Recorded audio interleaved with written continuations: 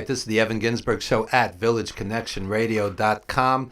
Jim Savali, our owner and engineer at the helm, and we are going to have a ton of wrestling talk later in the show with Hamlet Hertzu, Chris Michaels, formerly of ECW and WWE. Chris will do a tribute to the late, great Sal Bellomo, who he feuded with. Alexander Thorne, and wrestling expert and former superfan Daniel Witt, who spent about $3 million on WWE pay-per-views, and we'll discuss why. And we're going to be giving away tickets to ICW's Party and Bullshit. That's the name of the show, February 15, featuring Scott Steiner versus Nick Gage. And we have 6 pairs of tickets for that. And if you want to get a jump on that, you could just message us with your first and last name, and we'll leave that at the door.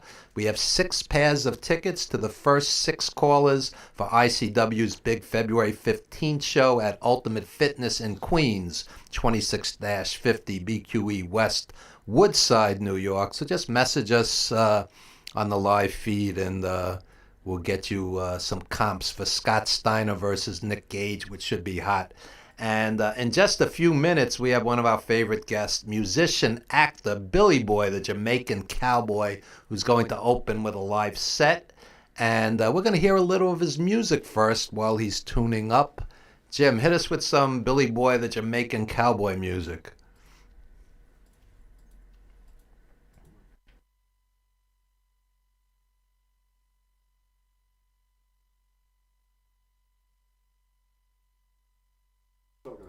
Yeah, keep talking, Evan. So, here we go. Into this movie, I don't wanna die. Into this show, we go live. The misery because life don't often give a second chance. Yet still I'm caught up in the middle of the ghetto. I am caught up into the middle of my game. I get caught up in the middle of the jungle. I am caught up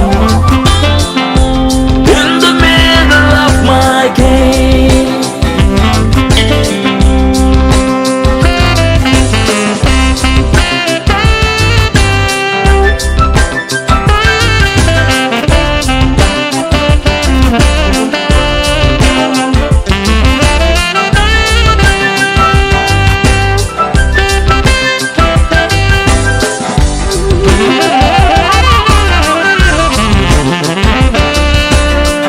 Nowhere to run, nowhere to hide, no one to save me. Right now my back against the wall, and I don't wanna die. Into this movie, I don't wanna die. Into this show, we collide. Because life don't often give a second chance. Yet still I'm caught up in the middle of the ghetto. I am caught up in the middle of my game. I get caught up in the middle of the jungle. I get caught up. And we are back with the Evan Ginzburg Show at villageconnectionradio.com, and we are about to have a live set with Billy Boy, the Jamaican cowboy, who's looking sharp there. He's got more jewelry than I own that he's wearing. Wow. There you go. One of our favorite guests. So, Billy Boy, what's been happening? happening, of course, yes, but I'm taking it one at a time because you can't be focusing on too many things one time. Okay. You have to give each like a timetable. All right. All right. We're gonna have a full interview after your set, so whenever you're ready. All right, no problem.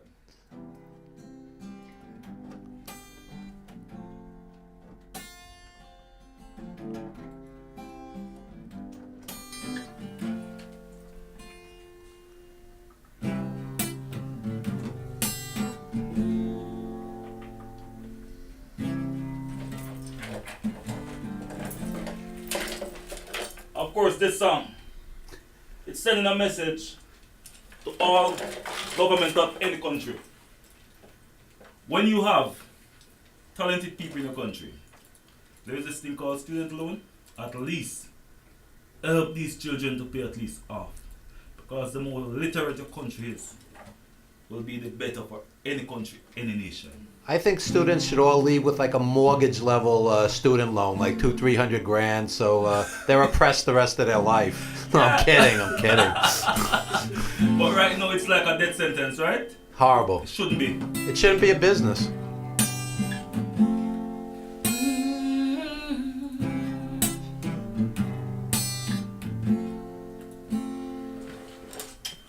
You're in your small corner and I am in mine. Shouldn't be a problem here.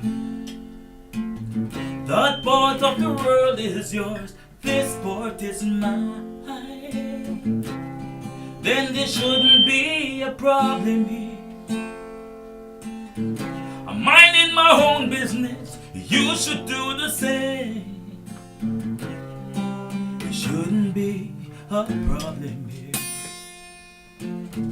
No, I'm not saying we shouldn't be a brother's keeper. Not when you're doing the same thing. The voice of the poor is crying everywhere. Why don't you fix your own problems? Allow me to fix mine.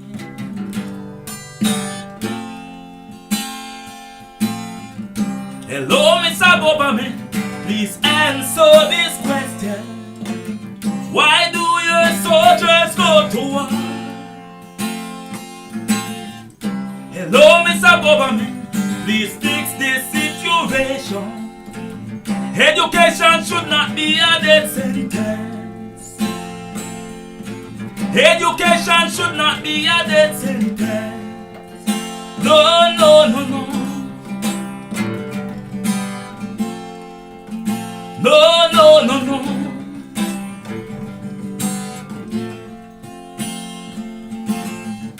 I know you don't want to have this conversation.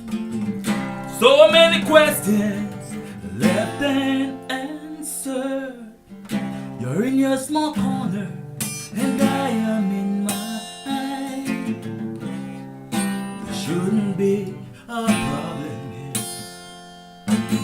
That part of the world is yours, this part is mine.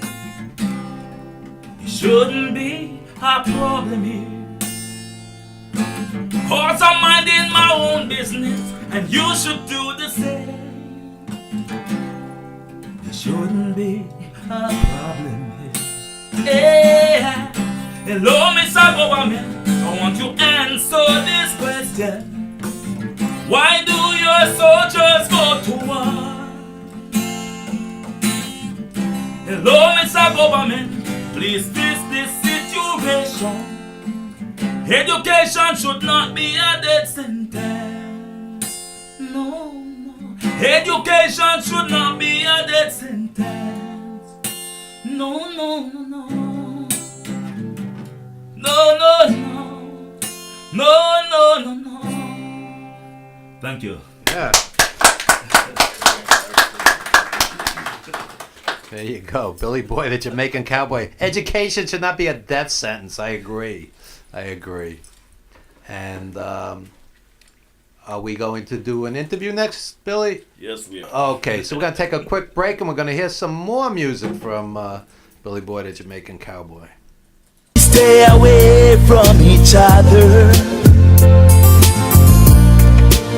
Clearly the reason brought us to the end. There is a reason we stay away from each other. Clearly the reason brought us to the end. Quarrel and fight almost every day, and then tomorrow find a way get back together. We both know, although we friends right now, but we both know that it won't be long. Hell break loose again. One of us may die, one of us may go to prison, but we both know the reason why. There is a reason we stay away from each other. Clearly the reason brought us to the end. There is a reason we stay away from each other. Clearly the reason brought us to the end. Your family don't understand, and they think I've done you wrong, but you know the reason that brought us to the end. There is a reason we stay away from each other. Clearly the reason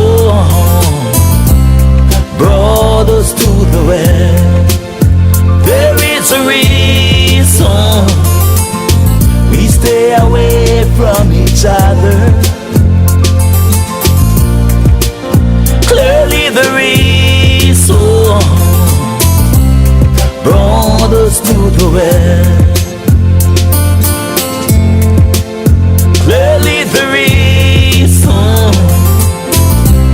brought us to the end. Clearly the reason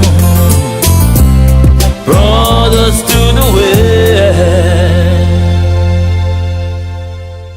All right, this is the Evan Ginzburg Show, and we've been listening to the music of Billy Boy, the Jamaican cowboy, and looking sharp as always. And you have a movie out. Not only is he a great singer, songwriter, musician, but actor as well. Tell us about the movie. Yes, of course. The most recent movie that I am into, it's called Made in New York. And of course, a very, very talented director, a very, very talented team. Everybody in the whole that's come together, and the whole thing, it just worked. So what we're waiting on right now is for a date for them to get a venue to show this movie into a theater in New York. Okay. So I spoke to the director recently, and he said that that's what he's actually all about doing right now. And give us an idea of the theme. What's the movie about? All right. The theme is called Made in New York. And it's just a story.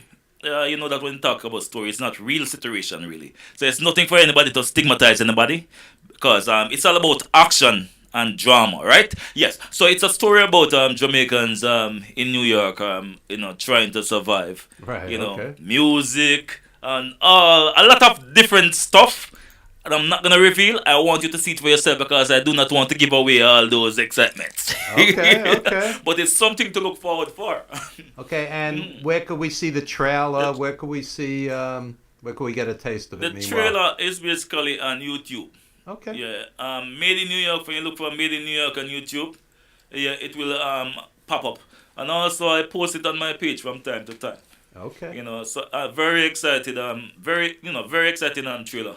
But I've seen the trailer, it seems as if you have seen the movie, but yet still, the better part is left to come. Sure.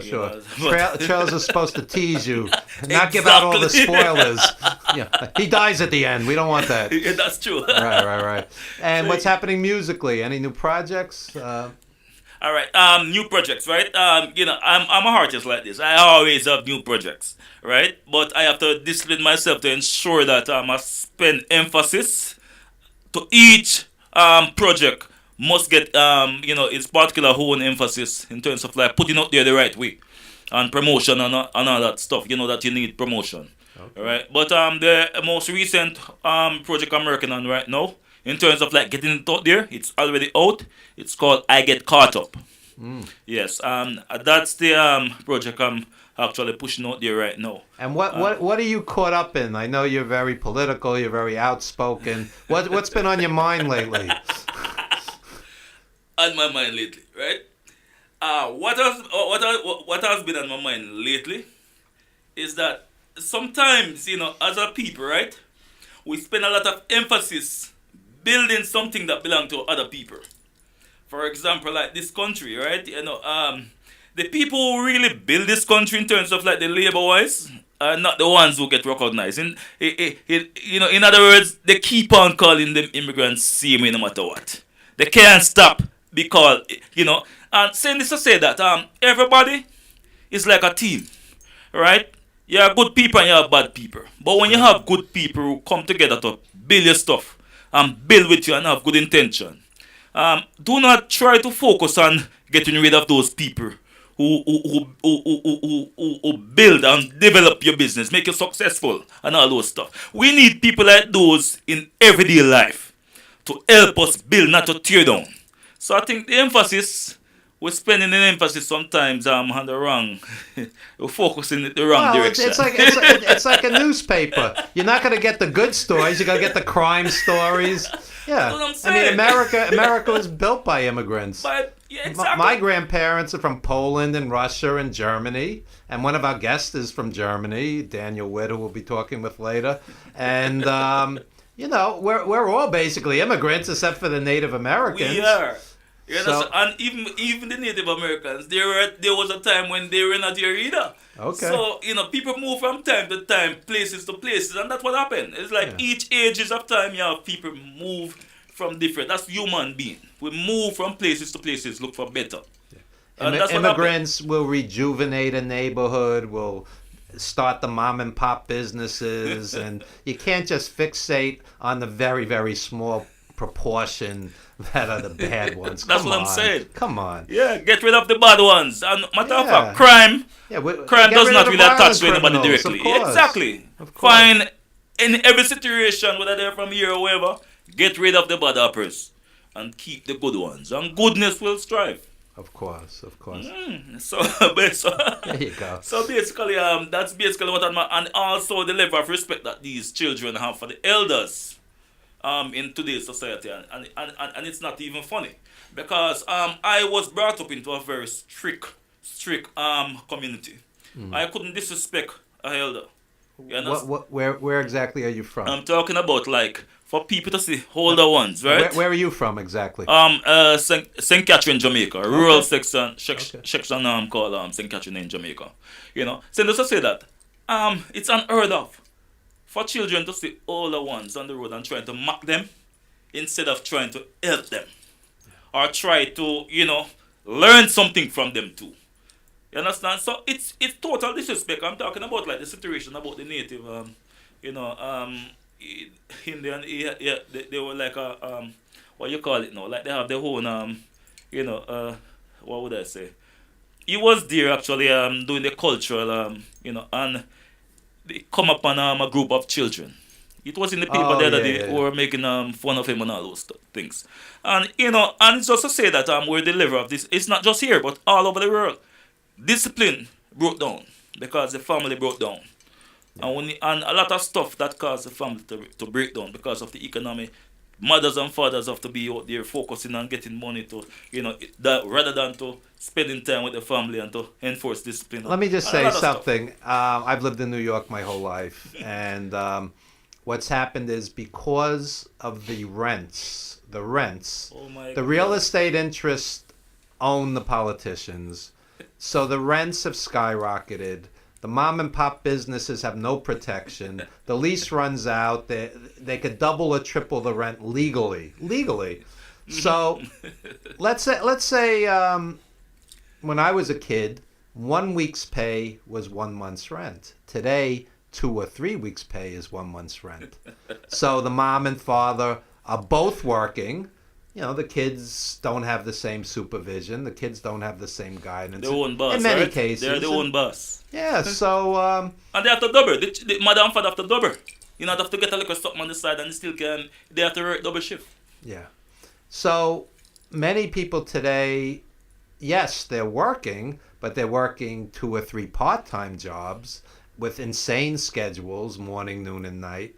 And yeah, they're not home. And sometimes the kids are not getting the same guidance. That's true. And what I find offensive as a middle-aged guy is when a young person disagrees with you and they go, "You're old. You're out of touch." It's like, well, maybe my life experience, maybe I know something you don't know. Is that possible? Right. That's true. Put it this way.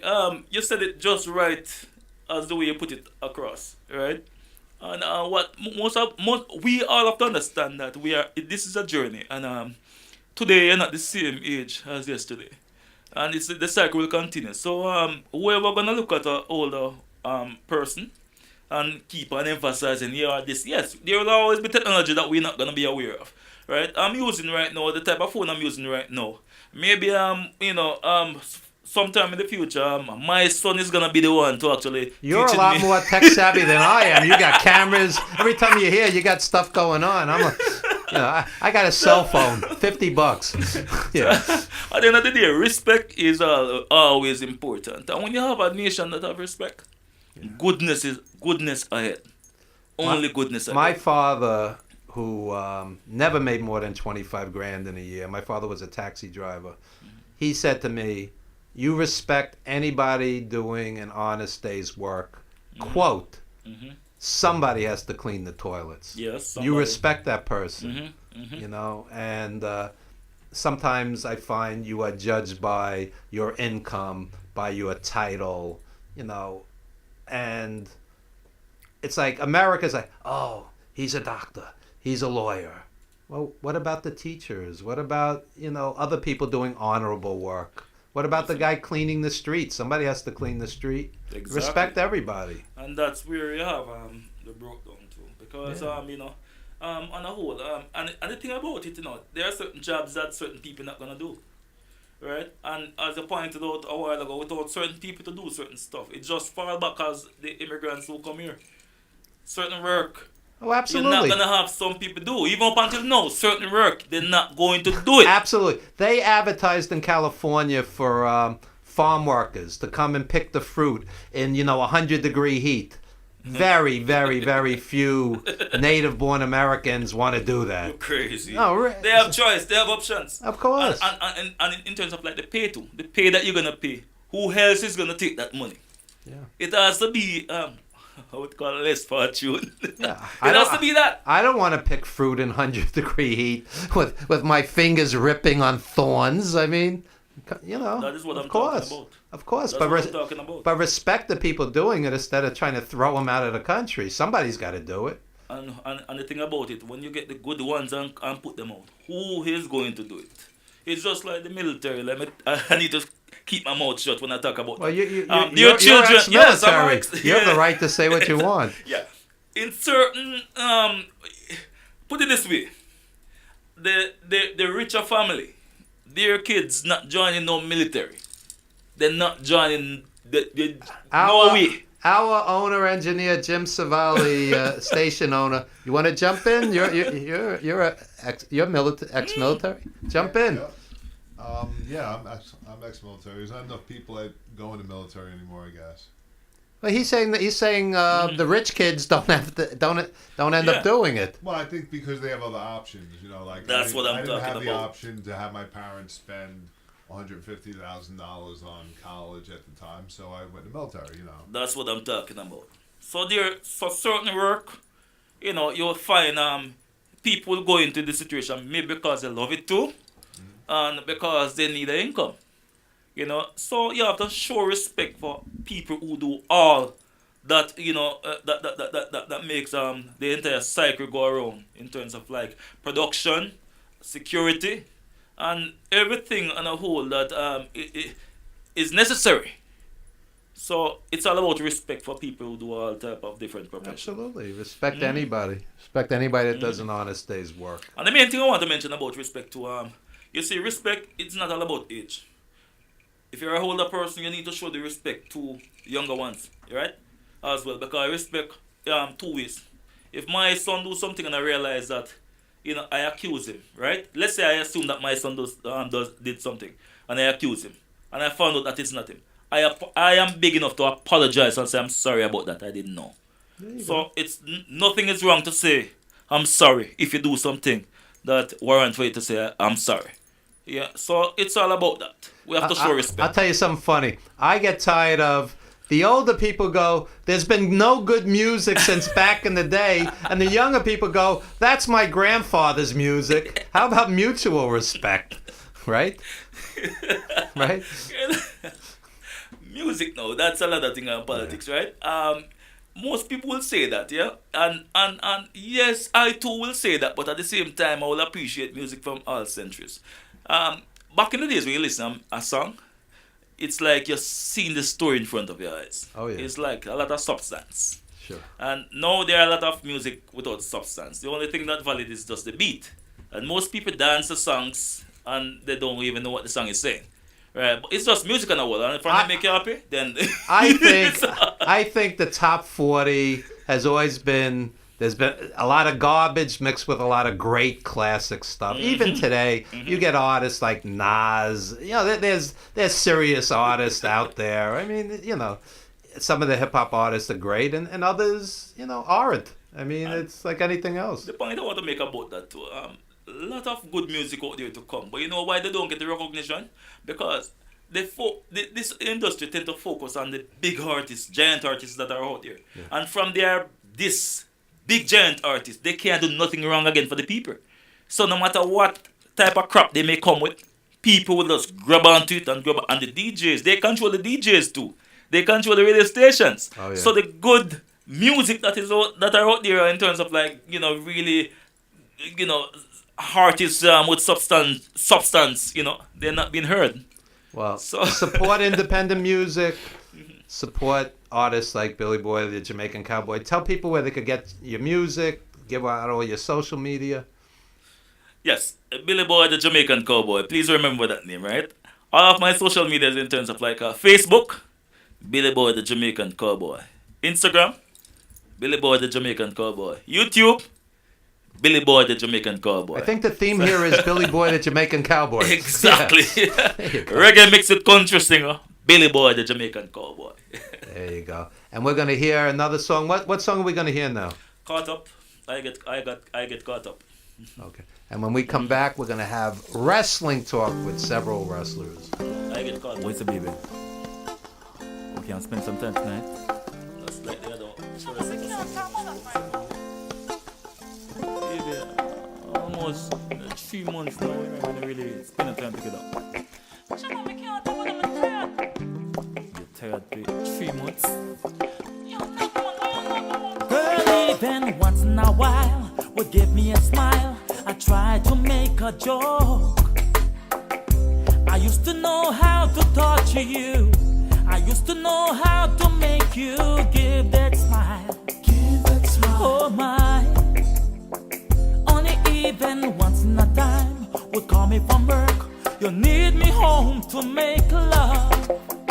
Now I don't know how to touch you. I don't know how to make you give that smile. Give that smile. Nothing I can do, and it pains you're drifting away, honey bunny. Although you are here, still I'm missing you. I miss you.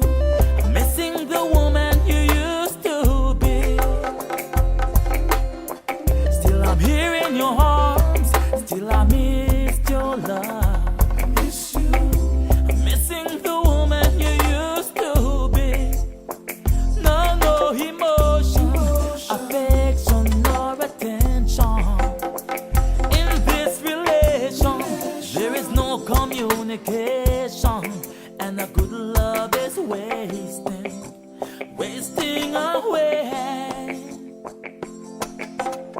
Heard you calling a strange name in your dream last night. How could you do that, girl? I know you're gonna tell me it's a strange nightmare. Heard you whispered I love you on the phone last night. I know you're gonna tell me he's just a friend. Baby, you hurt me so much that my whole life changing. Now I'm drifting away, girl, I'm far away. Honey bunny, although you are here, still I'm missing you. I miss you. I'm missing the woman you used to be.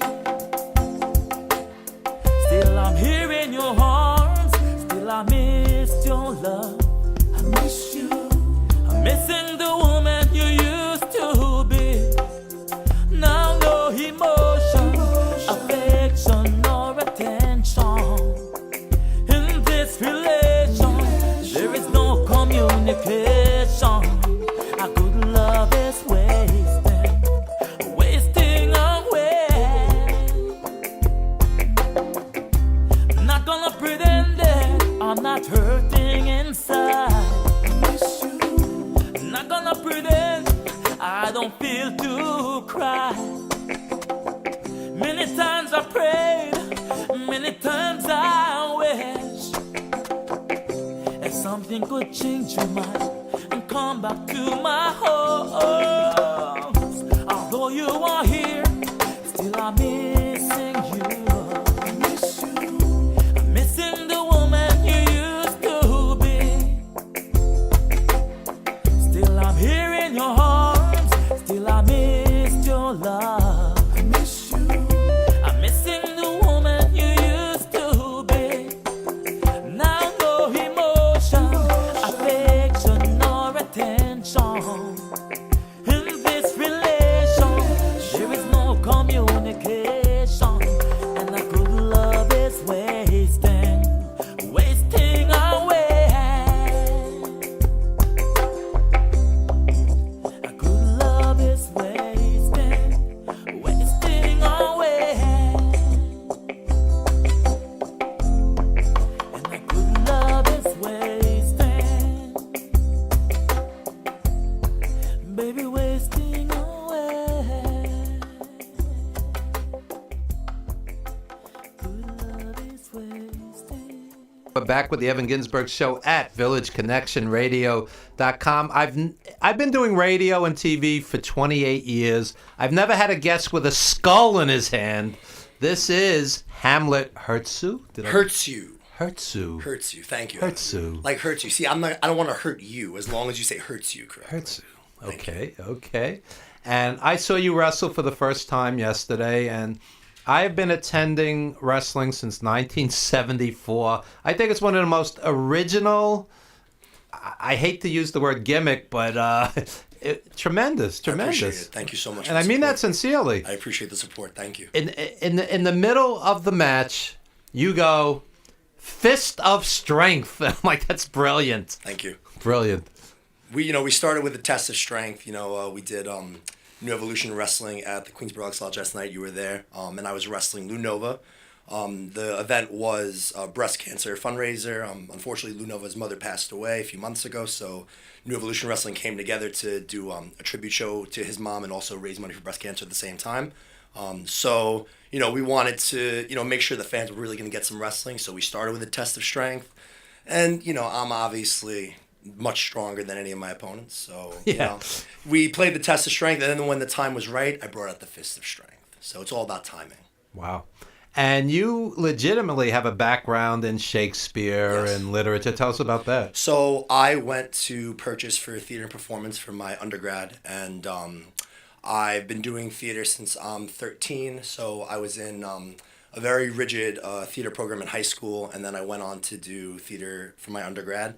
And my thesis while I was at Purchase was I wanted to construct a solo performance that was partially about my life and my passion for Shakespeare, and I wanted to bring Shakespeare into the world of wrestling.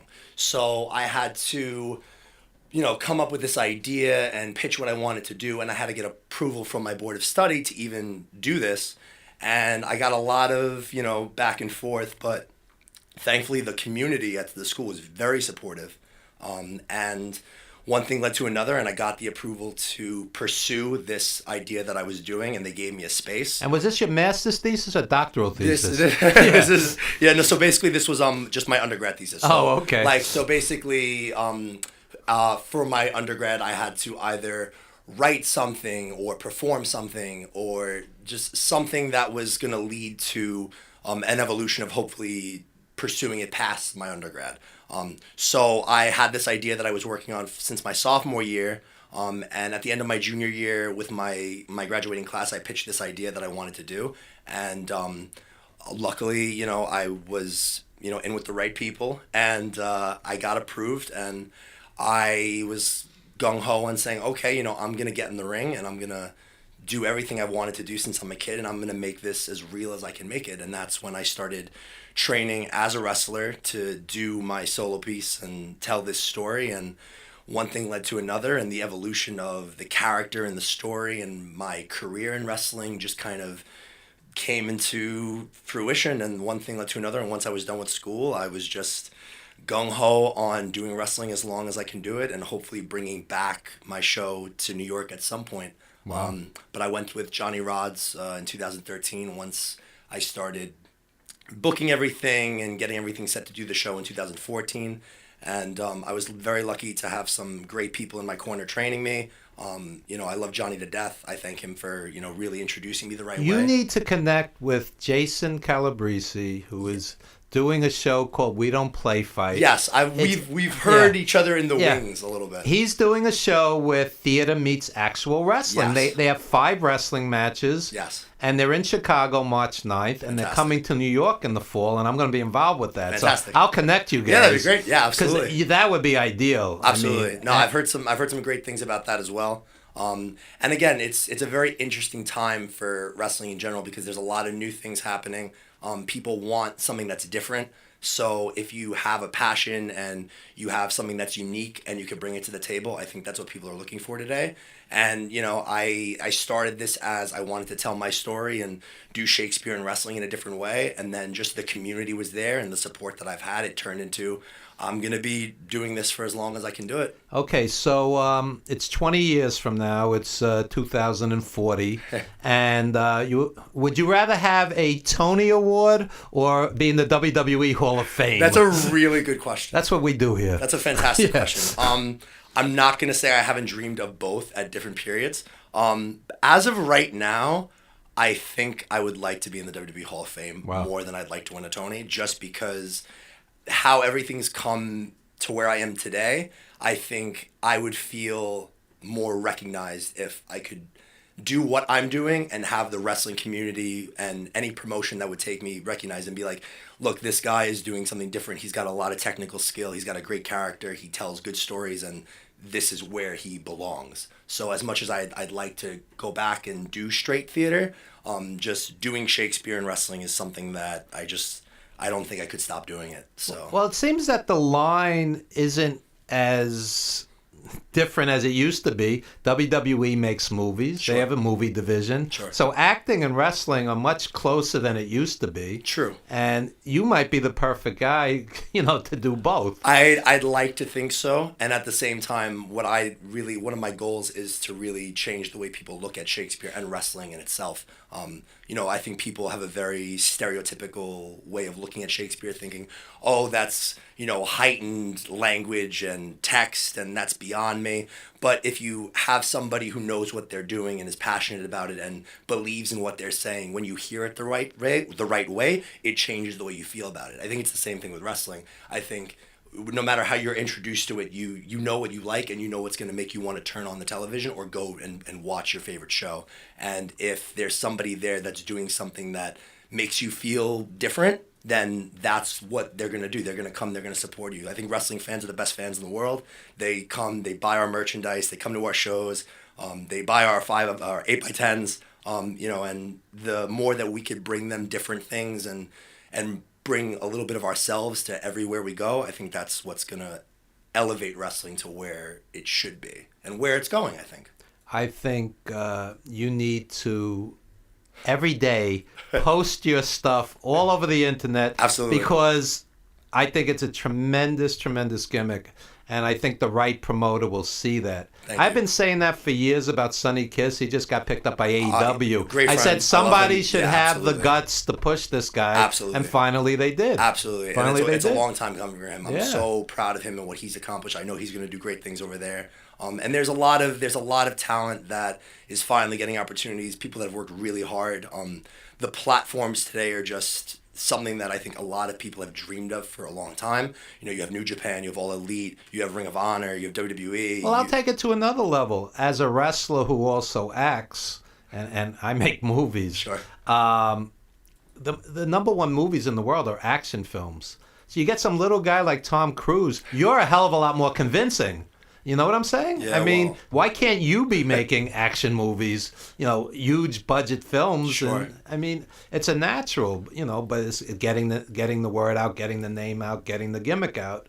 And one of my favorite quotes from King Lear is "Nothing comes from nothing." You just have to start, and you have to do something. And if you have a passion for just anything, you have to pursue it in what little way you can to start with, and then things will build upon each other. So it's like... But part of the passion has to be promotion.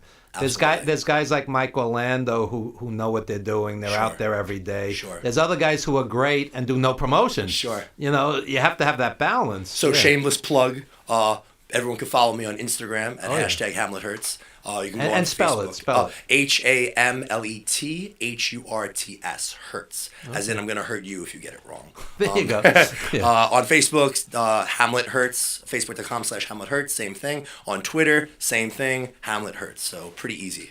There you go. There you go. And what do you consider some career highlights up to now, whether it's acting, wrestling? So I think definitely being able to do my solo piece, Renaissance of the Ring, that I did at Purchase in 2014, that was kind of a really big accomplishment for me, just to achieve this dream that I had in my head of taking a ring, putting it in a theater, and doing Shakespeare and wrestling at the same time. Like to this day, that's something I'm incredibly proud of. Can you do a few lines? You remember at this point? I mean, I'll do from The Tempest. We are such stuff as dreams are made on, and our little life is rounded in a sleep. And we must wake up from that sleep and achieve our dreams and pursue our passions, because otherwise we will be dead like poor Yorick here. And I don't want to have to hit anybody with anybody else's skull unless they've achieved their dreams. Wow. So a little bit of, Shakespeare here and there. I could do a few lines from West Side Story. Oh, please. You want to sing it together? But yeah, Renaissance of the Ring 2014 was something I'm incredibly proud of still. I've gotten the chance in this last year to wrestle a lot more in the Northeast, in Pennsylvania, around New York, upstate. I'm looking hopefully to go to Puerto Rico in March, Dominican Republic in April, Mexico in June, and then hopefully make my way maybe to Japan end of year, beginning of next year. And the goal is to just move anywhere as much as possible and get to work with people who, I think are, the best in the world, and hopefully, elevate myself to that status. So when people think of Hamlet, they think of this incredible professional wrestler that's also an incredible performer. Lanny Poffo, who's my buddy, who sat in that chair. He said that Terry Funk said to him, "You have to be different." Absolutely. And what you have is different. Thank you. I appreciate it. How many guys could do, a Steve Austin takeoff, with the shaved head and the same tattoo and the same deal, And it's like, I've seen this 500 times already. Yeah. You're doing something different. And that's all I want to do is I want to be myself, and I want to bring something different to the table. And like I said, if I can show up anywhere and I leave and people either think about Shakespeare differently or they look at wrestling differently, that's just something I want to give. And I've been very fortunate enough to interact with people and feel like I'm on the right track with that. And I just hope things continue to go as well. So one of the things I always ask artists is, should parents be introducing their kids to Shakespeare? Because it seems like some kids are intimidated by it because of the language. And that's why I think professional wrestling as a platform for kids to understand Shakespeare and just storytelling in general is so unique and so beautiful. And, it's real.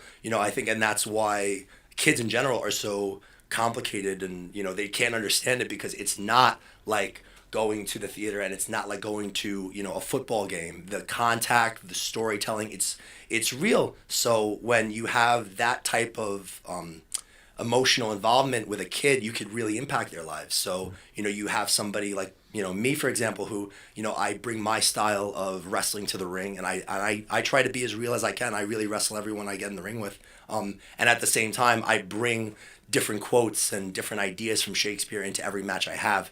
And I've been, one of a little accomplishment for me, I spoke to someone after one of the shows, and they had told me that their sister, their little sister, who I think was maybe in like the 3rd or 4th grade, they had like a pop quiz. And on the pop quiz, it was like they had different quotes, and they're like, who said this and who said that? And there was a Shakespeare quote on the pop quiz, and she was the only one in the class that had gotten the question correct. And the teacher said, how'd you get that? She goes, oh, I went to see this wrestling show and this guy, Oh, yeah. So little things like that, that's a huge win. Well, it's kind of like hip hop bringing Hamilton, history, exactly. teaching kids history. Exactly. You're taking things that have real value and putting them in a different light that will have people really connected to it. And that's what you want to leave. You want to leave a lasting impact that changes the way people look at you and what you bring to the table. And that's all I want to do.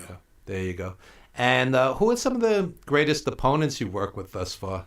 That's a good question. In ECPW, Tony Rush, I think he's a great young talent. I've been fortunate enough to have some good little bouts with him. But I definitely think the best is yet to come. I think that everyone I've gotten in the ring with so far, I definitely have improved. I learn something every day. I hope that I pass something on to the people that I wrestle every day. And, like I said, I think the best is yet to come. I hope that within a year from today, maybe we can catch up a little bit, and then I'll tell you, oh, maybe I made my way to All Elite and, got to wrestle Hangman Page. Or do something, crazy. You have to just, I'm trying to look forward. I appreciate everything I've had up to now, but, from now it's like full steam ahead on everyone that I can take. I've been around the business a long time. I remember Mick Foley when he was sleeping in cars, making $50 a show. Yeah. And I'm like, this guy's going to make it because he's got something different. Yeah, the passion. Different. Not just the passion. A lot of people have the passion, but it's a package, and he had something different. You have something different. I appreciate Not that. everybody does. Yeah. There's very few, what they used to call Lex Luger the total package. Sure. Where you could wrestle and you have the look and you have charisma. It's hard to put all those pieces of the puzzle together. Absolutely. And I think that's very why, few do. Yeah, and I think that's why, again, I think in what we do in the ring, I think the biggest thing people lack is character. And that's not, I think at anyone's fault specifically. I think it's just that we want as athletes to give the best athletic competition we can in that ring, and we want our skills to shine in everything we do. And I think in just wanting to be the best athletes that we can, we lose focus on how we can connect with the people on the outside. And I think like what's happening today with all these different platforms emerging, I think there's something for everybody today. And no matter what you like, if there's a style or a character or something that just makes you want to get out of your house and go watch it, there's some platform out there for you. I tell the old school fans who sometimes do there's been no good wrestling since the territories. I'm like, shut up. It's like with streaming, I could watch New Japan in my living room. I belong to Ring of Honor, Honor Club. Sure. And even WWE, which sometimes is a total circus. On any given pay-per-view, there's 3 or 4 matches that are really worth seeing. Sure. Like Finn Balor and Brock Lesnar last time. Absolutely. Fantastic. So it's like, don't say there's been no good wrestling since 1987. Come on. Well, but that's It's but that's as we as you know, in the community, I think everybody always wants to push the level more. So even when you do something that's incredible, there's always going to be somebody that's like, that wasn't that good. And, you know, everybody has their opinion, but I think, unfortunately, that's why a lot of guys are getting hurt today. Like, you look at a lot of the top talent that WWE's had this year, and so many guys are getting hurt left and right because we keep having to push ourselves as athletes, you know, and we keep having to do more and more and more. And you could do the most athletic thing in the world. There's going to be somebody that's like, I didn't like that. And, you know, you can't please everybody. I heard people... Kenny Omega and Okada, that was art. That was art. Yeah. And some people absolutely. are like, oh, they're just doing spots. It's like, shut up. Just shut up. Well, that's, again, like, those are athletic storytellers at, you know, I think at again, not to, you know, plug at an elite level, you know, I think. You ever hear the expression beer goggles? Like you go in the bar, you have a few beers. Sure. You know, the girl looks prettier than she is. Sure. With old school wrestling fans, they watch something from like 1982. Ivan Putski's got an 8-minute headlock on somebody, but they loved Ivan Putski. Yeah. But I mean, that's not Okada and Omega. No, it's not. You know, things develop, Absolutely. and in many cases, it's for the good. It's Absolutely. I mean, I think McMahon turned much of wrestling into a circus. I'm not thrilled with a 3-hour Raw where there's 30 minutes of good wrestling. But there's people who will watch it. So, Yeah. you know, in the perspective of, you know, you're trying to get as wide of a platform as you can. Because, again, they have so much talent there. And, you know, I think it's one of the greatest talent rosters in history. Oh, of course. But they don't always use it to the best advantage. Well, that's also because I think, you know, there's a lot of they have so many people in all directions. They have so many people on creative. They have so much talent. There's so many things happening, and it's not like a normal job. I want to watch wrestling. Yeah, I'm sure you they and a lot got of other too people. many guys writing. Sure. NXT takeovers are perfect. Yeah. You have 5 or 6 matches. They all mean something, Sure. and that's it. You don't need 27 matches like Royal Rumble. That was on for like 7 hours. You're like numb by the end. No matter how good it is, you're numb. Yeah, it's true. It's overkill. But, you know, again, there's the idea that you want to push as much as you can, and you want to give everybody an opportunity, but then it becomes, where are we either losing people emotionally, or where are we going off track, or, you know, how could we... I like to think about efficiency, like how can we tell the best story we can with the time that we have, where people are going to leave, and make sure that they come back next week. But also give them enough time. Instead of having a 5-minute entrance where you have, you know, 8 wrestlers and they each have their theme music, and then you have a 5-minute match, give them enough time to tell a story. Sure, you know? yeah. Or at least give them, you know, an opportunity to have one thing that's going to make people, you know, excited. You know, maybe it doesn't have to be a crazy wrestling match, as much as these guys are in the same place at the same time, and this one thing happens that makes me go, oh my God, these guys are the best. And maybe it's not something crazy. Maybe it's somebody says something, and that one word is like, oh my God, he just said that. A great announcer will also, you know, elevate a match, like a Jim Ross or a Gordon Soley. Of course.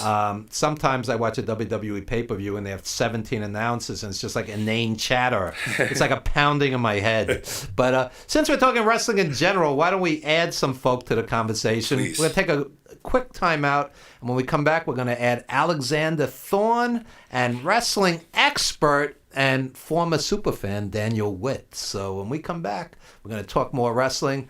And we'll be right back with the Evan Ginzburg Show. Join him on the couch.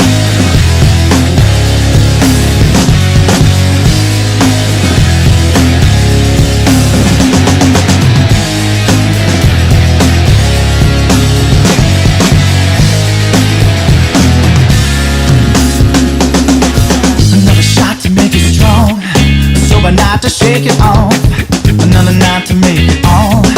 Feels so exciting, a hot kiss could start a fire. Remedies can make you high, and how a mess when it's inside. It's so inviting, over and over. I want you again. I want to be closer. Denial,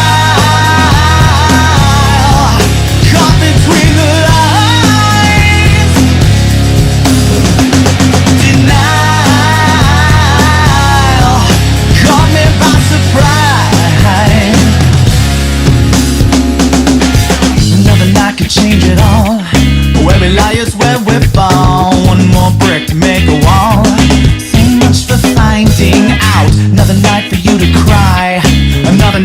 say goodbye. One more night is one more lie.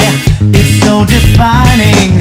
Over and over, I watch you again. I want to be closer. Denial, caught between the lines. Denial, caught me by surprise. We try, hoping one night to decide. Hoping one night we cry. Hoping one night is enough. We lie, hoping one night we deny. Hoping one night till we die. Knowing one night not enough. Over and over, I watch you again. I want to be closer, closer.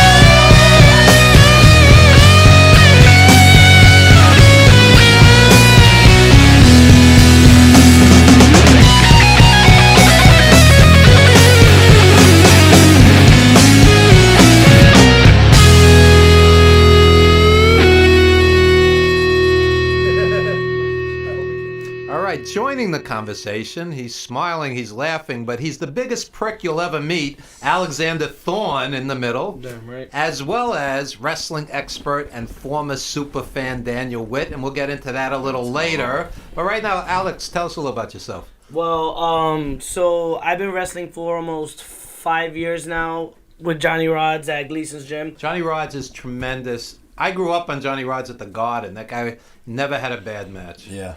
Johnny Rods is an amazing man. You know, he's taught me so much about the business, and he's always given me so much advice, and he's always looked out for me, almost like a second father, you can say, in a way.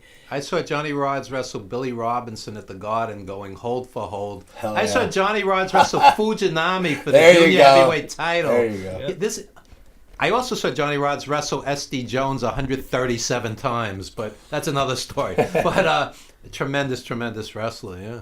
See, the funny thing about Johnny Rods is I like to pick on him too. And me being a small guy, him being way bigger than me, I'd be like, Johnny Rods, you know what? 5 minutes, me and you. And he'll just look at me and he goes, Pa, you won't even last a minute. Not even a second, Pa. I'm going to go in there, I'm going to put you in a hold, and you can't get me off of you. You're done. What's the most important thing in life? Oh, air. The most important thing he taught me in life is air. I thought it was Shakespeare. Well, to err is human, not to play on the word air, but there's some Shakespeare.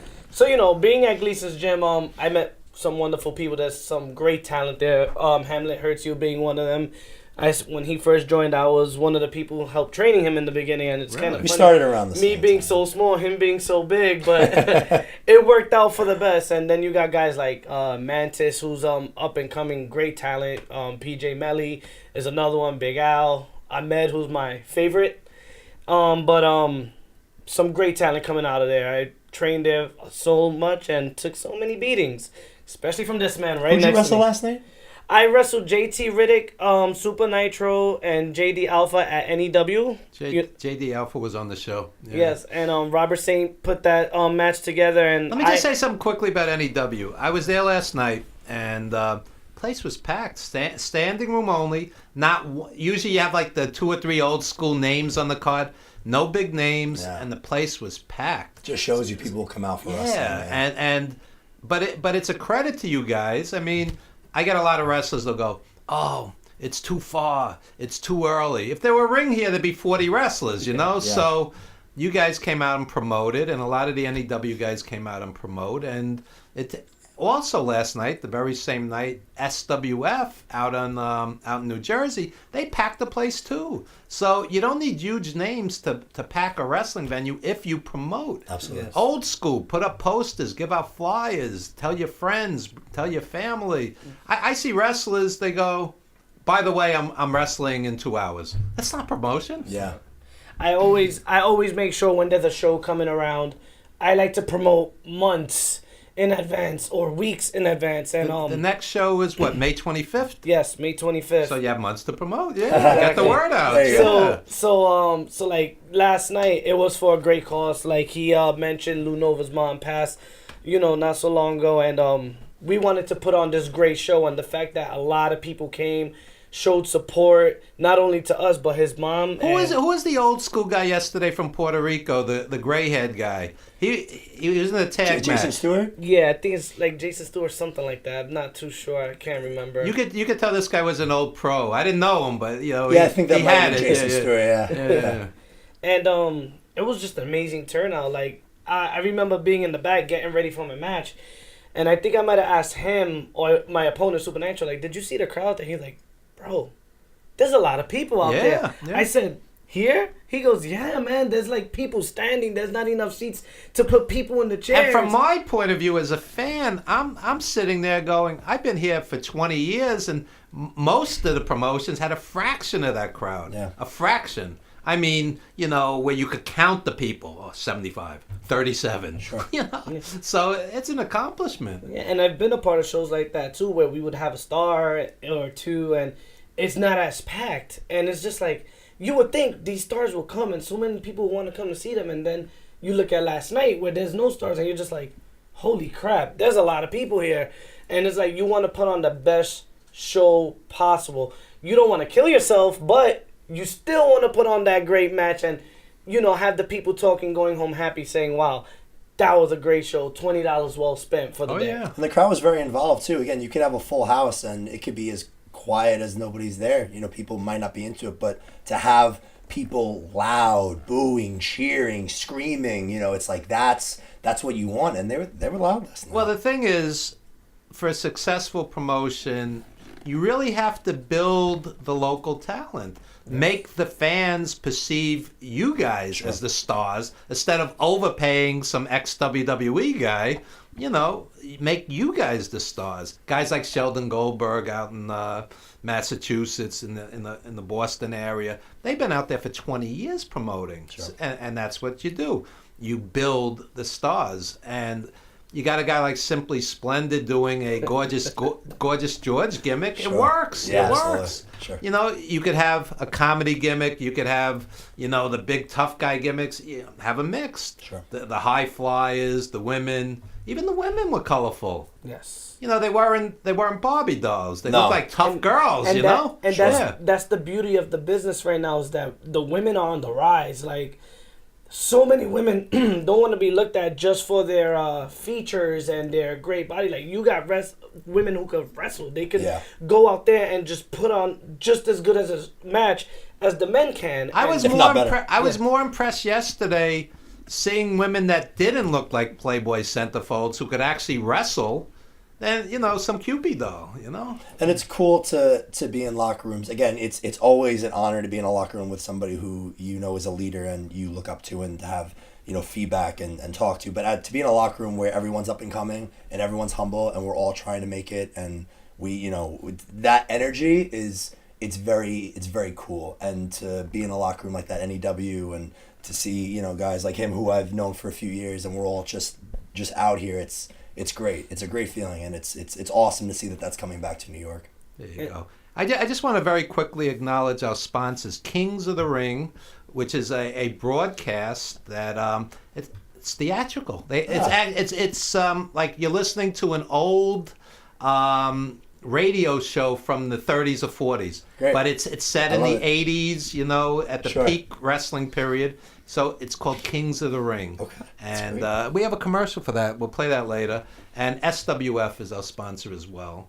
And So we're going to be back at the Elks Lodge on May 25th, we said? Yes. May 25th for NEW and support Robert Stainton, the guys. Yes. And I just want to introduce Daniel Witt, who has an amazing story. Originally from Germany, came to America about 6 years ago. Correct. You went to like every WWE pay-per-view, pretty much? No, not like that.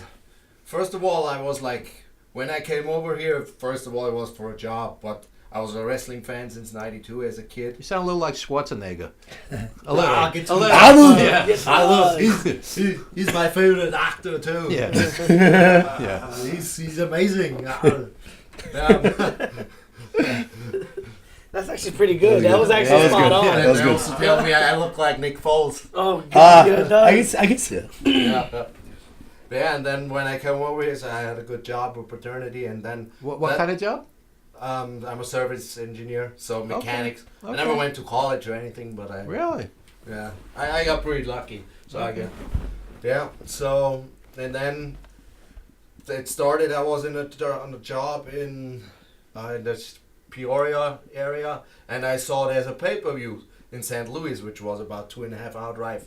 Holy shit! I gotta go. I gotta do that.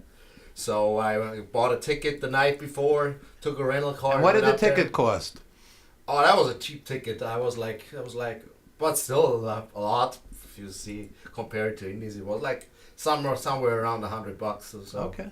That was my first ever live wrestling show. First ever. I watched it since '92, and that was like, wow, that first time live ever.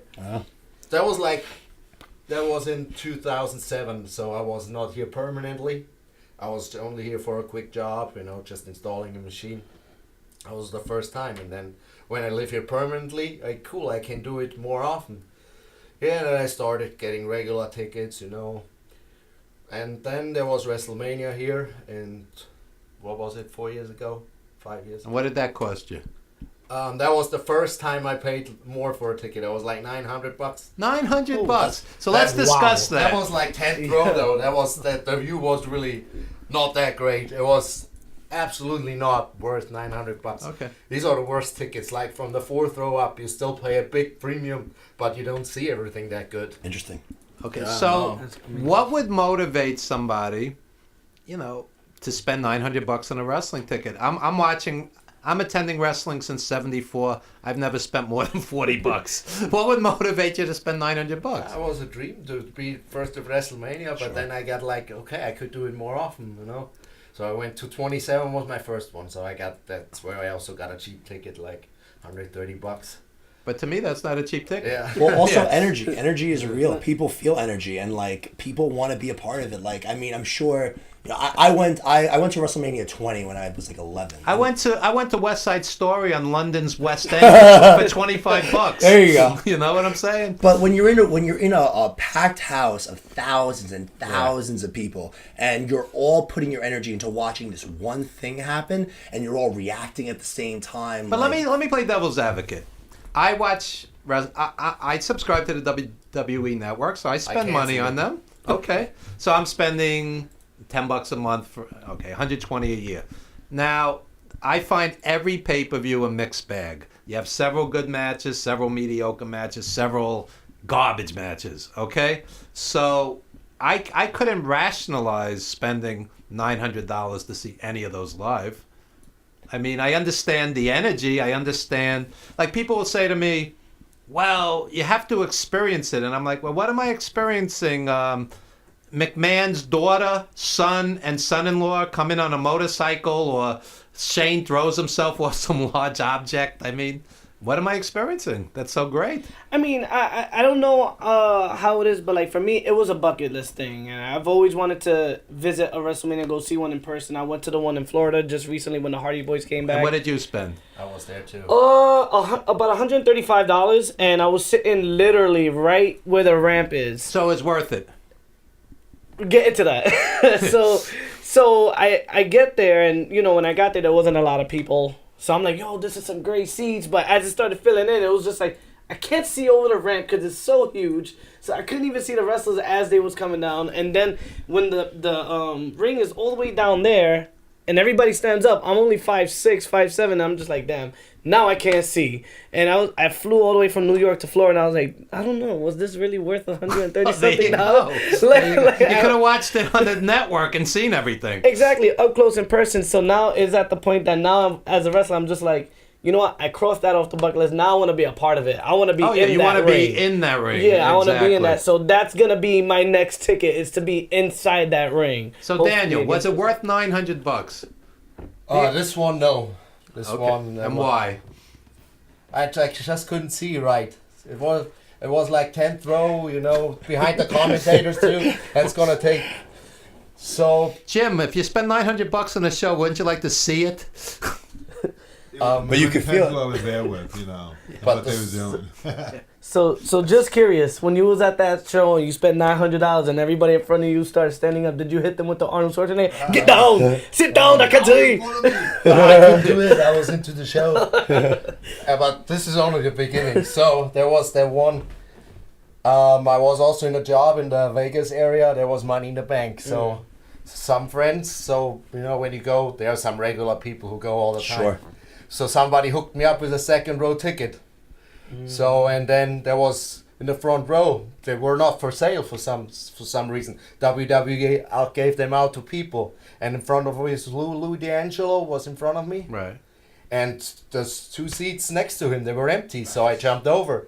So this was the first time ever front row.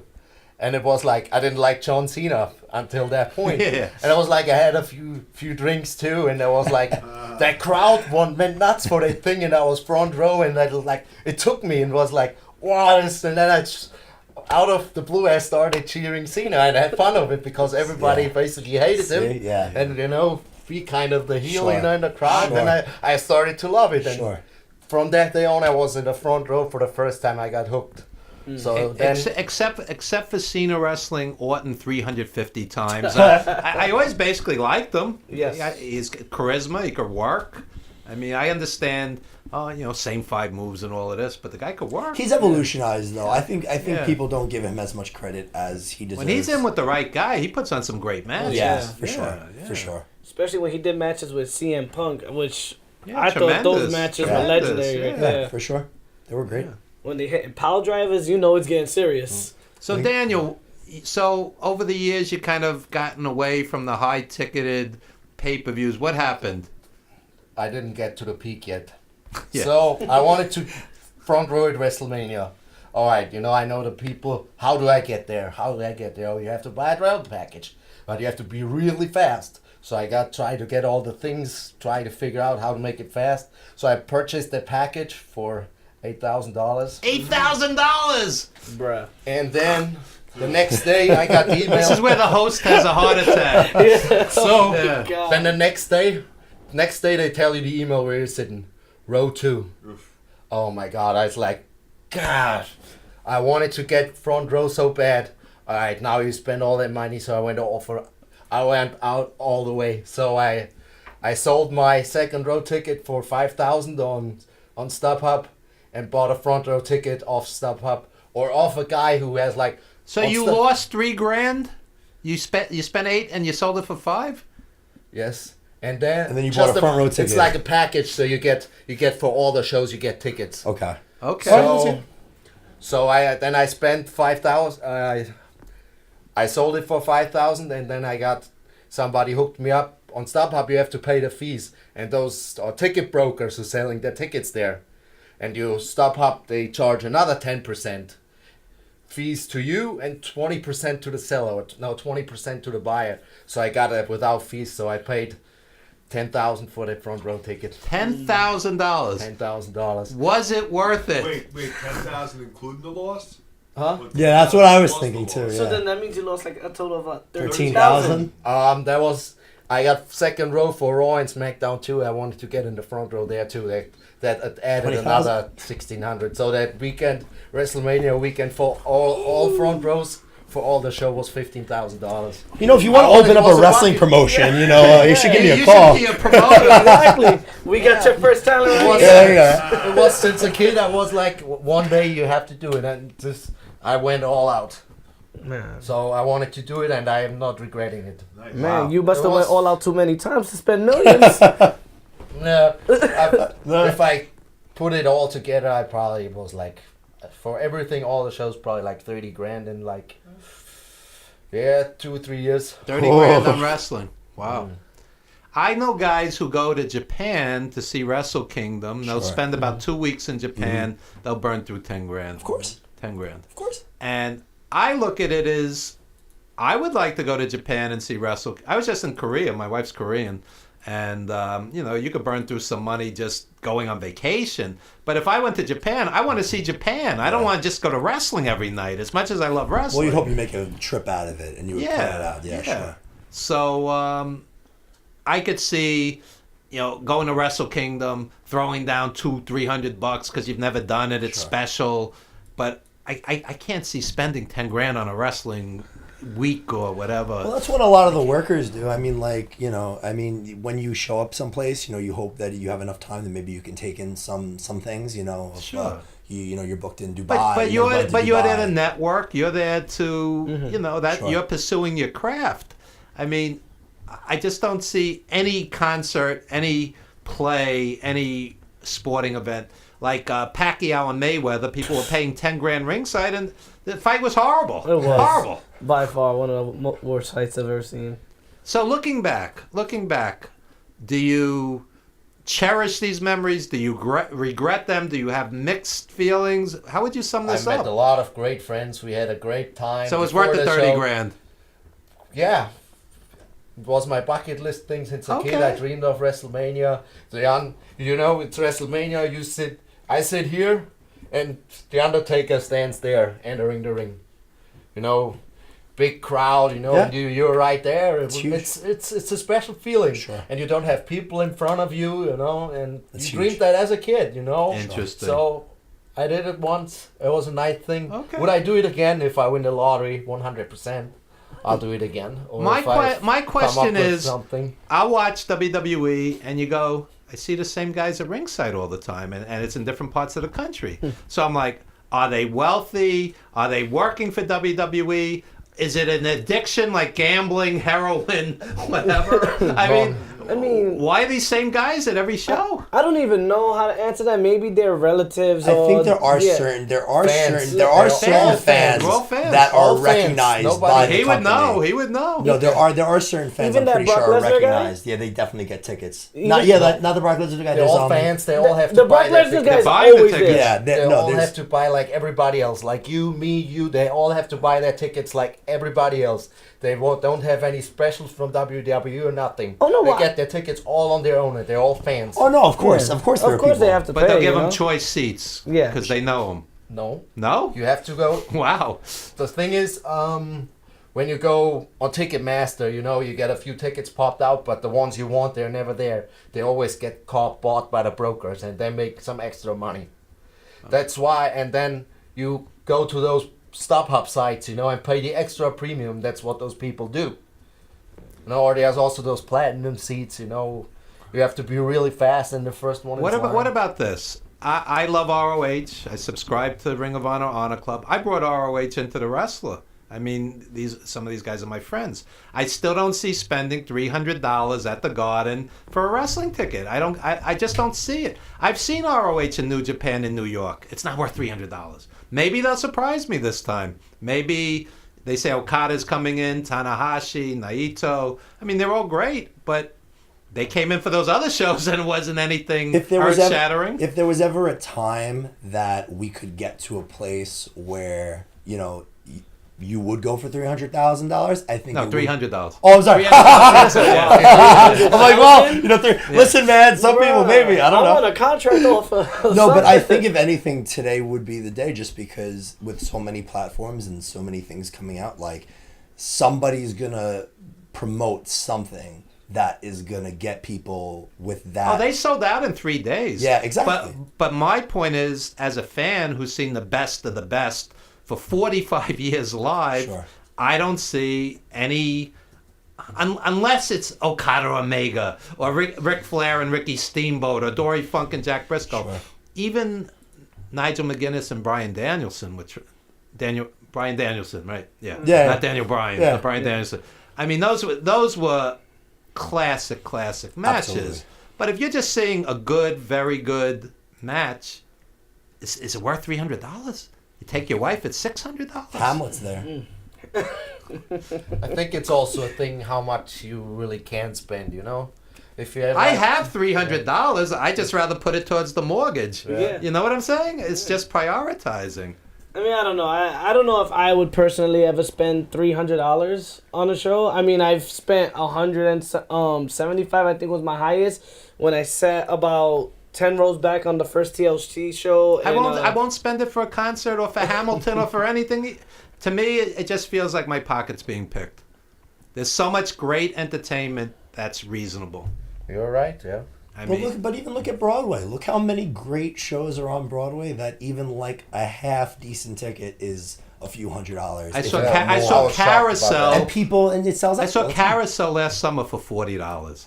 You don't have to spend You hundreds don't of have dollars. to. It's that's the point. Is like theater itself in New York, right? You can go off Broadway and see. I'm talking Broadway. Yeah, but even you can go off Broadway and go for $20. You're a theater $40. guy. Sure. Theater Mania, Audience Extras. Yeah. Okay, there's so many groups where Exactly. you could get reasonable tickets where they go, oh, 8 months from now, you could get a ticket for Hamilton for $275. You know, no thank you. Well, that's No, the thank point. you. But like someone is going to get that ticket because they absolutely. want to be a part of the mania that's happening, and I think that's just the point. Someone's going to do it. You can't tell me that Hamilton is better than Carousel or West Side Story. I'm sorry.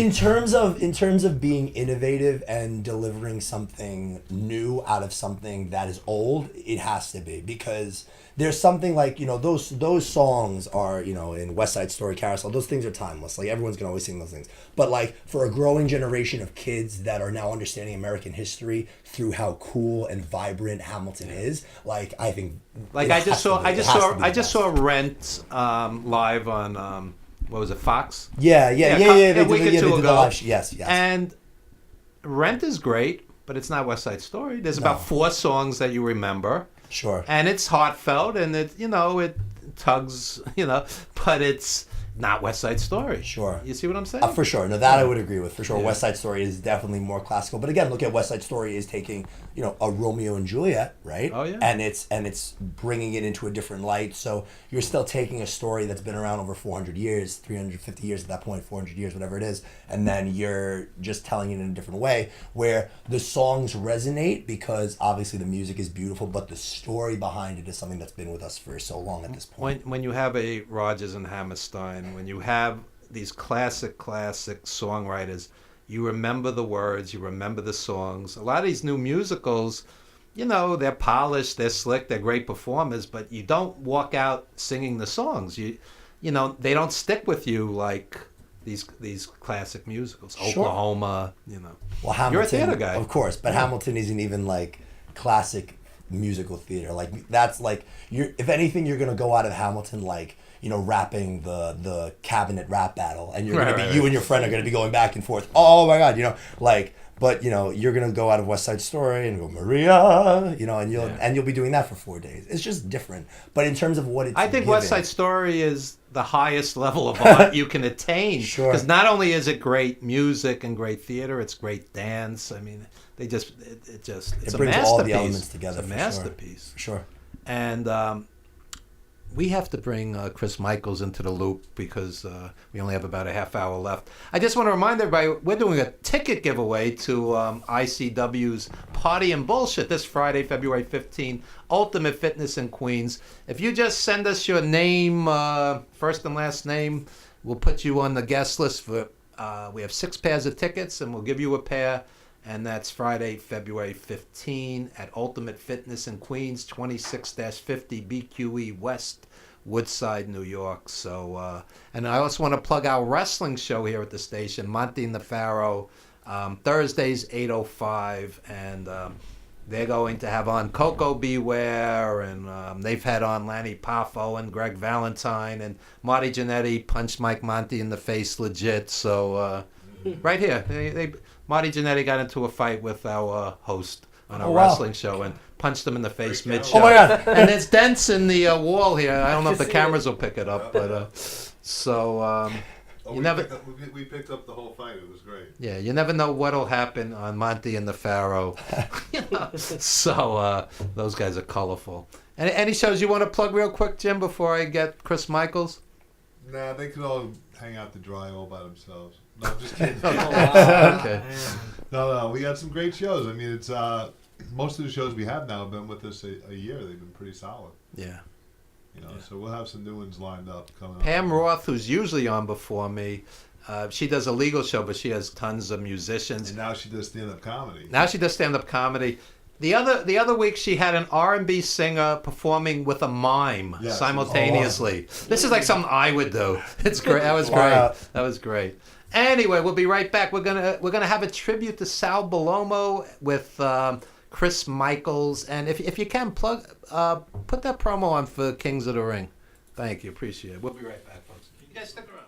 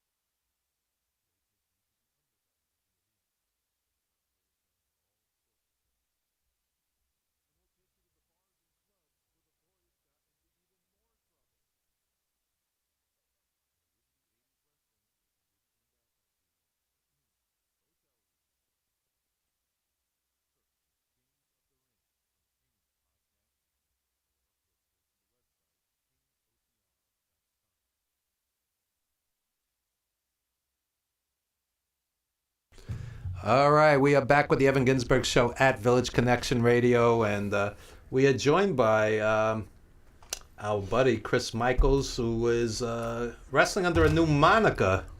Tell us about that. Yes, I am simply sensational. I am fabulous. That's right. I was just thinking that. There you go. And to all my opponents who are beneath me, I can't believe you're not better. Wow. Wow. There you go. Tell us about the shirt. Funny you should mention that. Actually, I'm going to get back to normal now, and the shirt is on, actually, because my good friend, rock, rap, fusion artist extraordinaire Timothy Dark will be here live in studio next Sunday. That's right. That's right. And this is how you support your friends.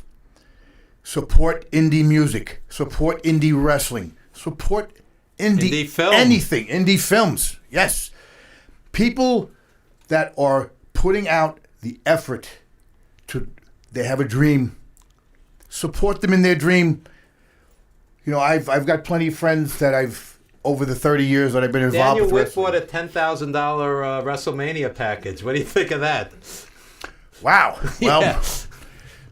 Well, that's, I guess, a once-in-a-lifetime experience. He's being polite. He's going to tell me something different in the car.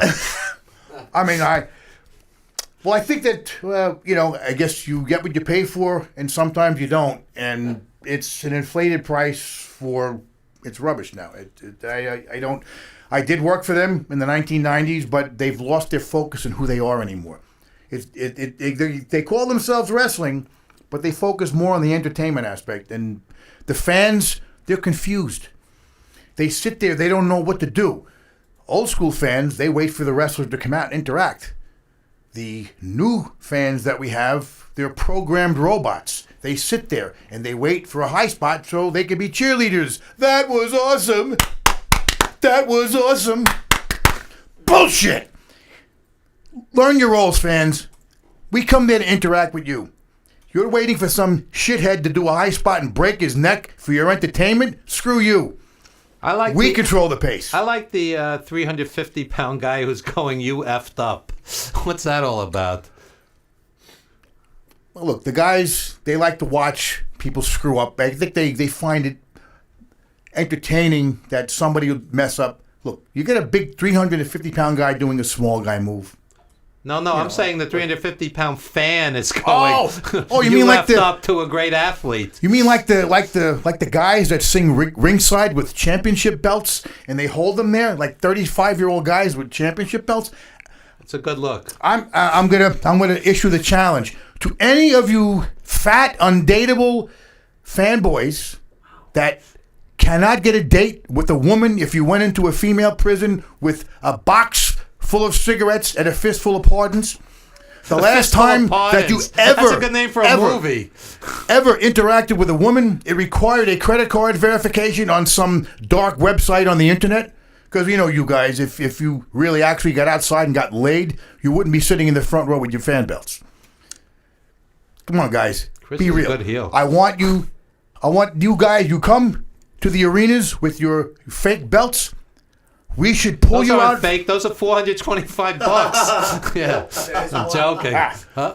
You can buy an upgrading now for $2,000. $2,000. Oh! $2,000. Yes. Wow. Yes. What am I doing here? I should be at the store. We should be selling these fan belts. Wow. They So, upped it again. Maybe $2,000. We can make even more. Yes, or 15 somewhere in there. We're in the wrong field. We should be mugging these guys. Well, $2,000 for I will a issue the belt. challenge to the fanboys who come with their belt. You come with a belt, then you should step in the ring and defend that belt. I wouldn't wear a $2,000 watch. I'd be scared somebody would rob me. $2,000 belt across their shoulders. Can you imagine?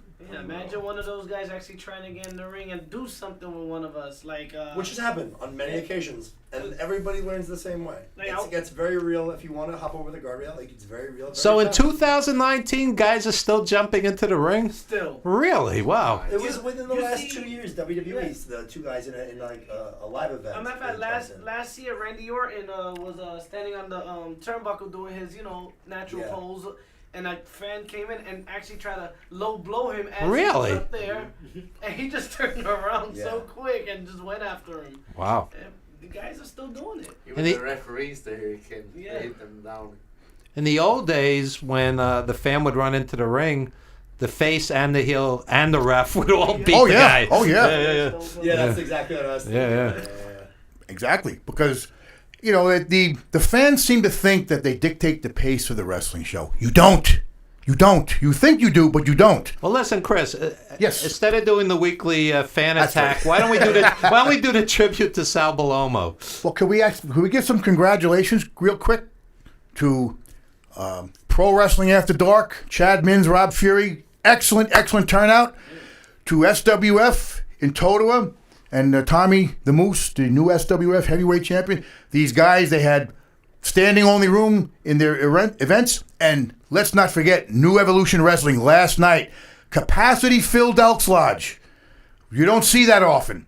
And they came out to support a good cause. Let's just give a hand to these guys because they're doing it right. Indies are doing it right. We're bringing back the territories. Vince, you better watch out because pretty soon you're going to be standing on a soup line. Oh, Guaranteed. come on. All right. Well, That's not going to happen. Good stick. It ain't going to happen. Well, we're doing plugs. Pro Wrestling Stories. I write for them. A great website. They lean towards history. I just did a piece on what a disgrace it is that Ivan Koloff's not in the WWE Hall of Fame. Absolute disgrace. Main event at Madison Square Garden 13 times. Won the belt back when it meant something. They knew he was dying. They still didn't put him in the Hall of Fame. I wrote when I was a kid, when you went to the Garden, Bruno and Koloff would walk down the aisle, pair of tights, no music, the building would shake, just on charisma. And the guy was a legitimately great wrestler, too, Ivan Koloff. So check out my story on Ivan.